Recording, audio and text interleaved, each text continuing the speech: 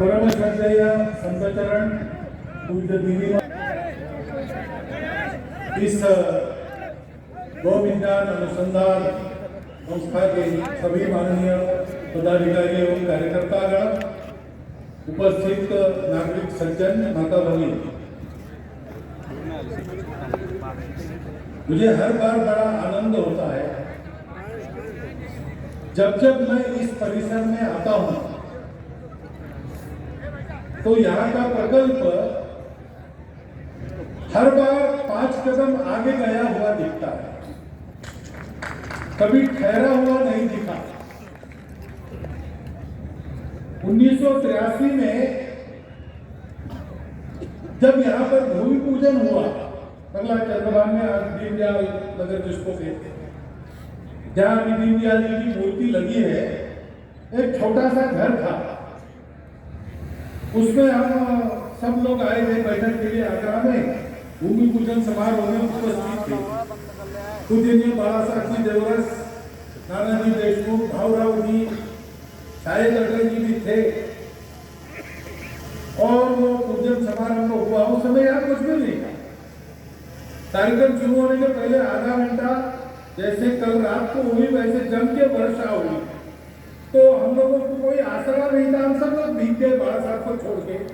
3-4 छाते थे, उसमें 4-5 लोग समा गए। ऐसी आज स्थिति थी।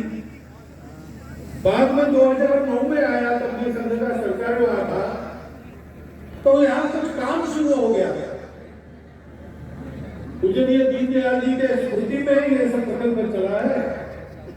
तो उनके विचार विश्व में एक शब्द आता है अंत्योदय। समाज की आखिरी पंक्ति में खड़े हुए व्यक्ति की उन्नति जब होती है तब देश की उन्नति मानी जाती है, राष्ट्र की उन्नति मानी जाती है। बड़े लोग तो बड़े होते ही रहते हैं, लेकिन जो सबसे छोटा है उसको बड़ा बनाना ये वास्तविक कर्तव्य है। और इसलिए रोजगार देने के, हुनर सिखाने के, अच्छी खेती सिखाने के प्रयोग शुरू हो गए थे। उसके लिए परिसर बना था। मुझे बड़ा आनंद हुआ। बीच में और एक बार ऐसे ही समारोह के लिए आया था, तो और कुछ आयाम शुरू हो गए थे। और आज मैं यहाँ आया हूँ तो दिखता है कि गौ विज्ञान अनुसंधान में एक बहुत बड़ा कदम आगे बढ़ा है।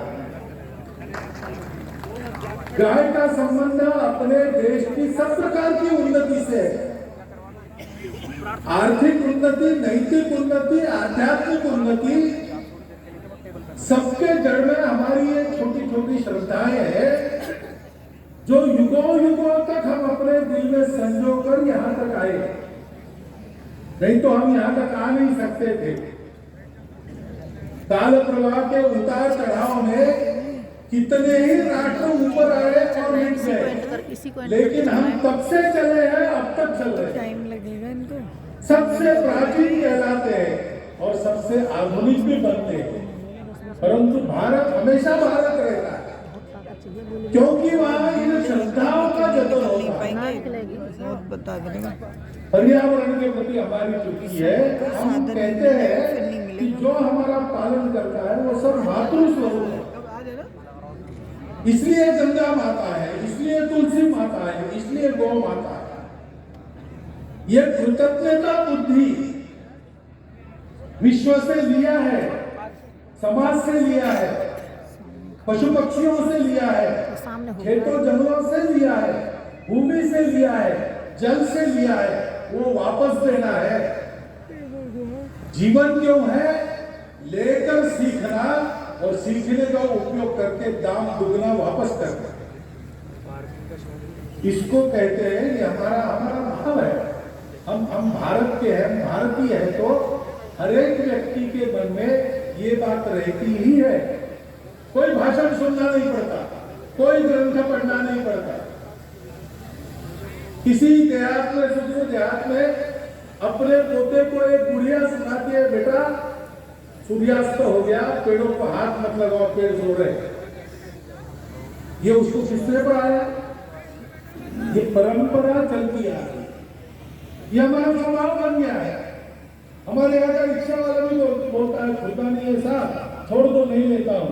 चवन्नी का तो सवाल है, पैसा तो मुर्गी भी नहीं खाता, पैसा मुर्गी भी नहीं खाती है। वाक्य आपको भारत के बाहर के किसी व्यक्ति से सुनाई नहीं देगा। जिसके मुख से सुनाई देगा उसका पता लगाइए आप, आपको पता चलेगा वो भारतीय मूल का ही व्यक्ति है। ये हमारी आत्मा है। हमारा शरीर बहुत गंदा हो गया, दीदी माँ ने वर्णन किया कैसा गंदा हो गया है, उसको स्वच्छ करना है। शरीर मन बुद्धि विकृत हुए तो भी उसके अंदर बसने वाली आत्मा उसके शुद्धि की आशा से स्वयं शुद्ध पवित्र बनी रहती है। शरीर मन बुद्धि का कर्तव्य है उस आत्मा के लायक स्वयं को बनाना। उस आत्मा को दीनदयाल जी ने शब्द लिखा था, चीटी। गाय हमारी माता है, ये हमारी चीटी है। सदियों के जीवन के अनुभव से, प्रकृति के साहचर्य से, निरंतर गौ सेवा से हमने इसको प्रत्यक्ष अनुभूति में पाया। गावों विश्वस्य माता, केवल हमारी नहीं।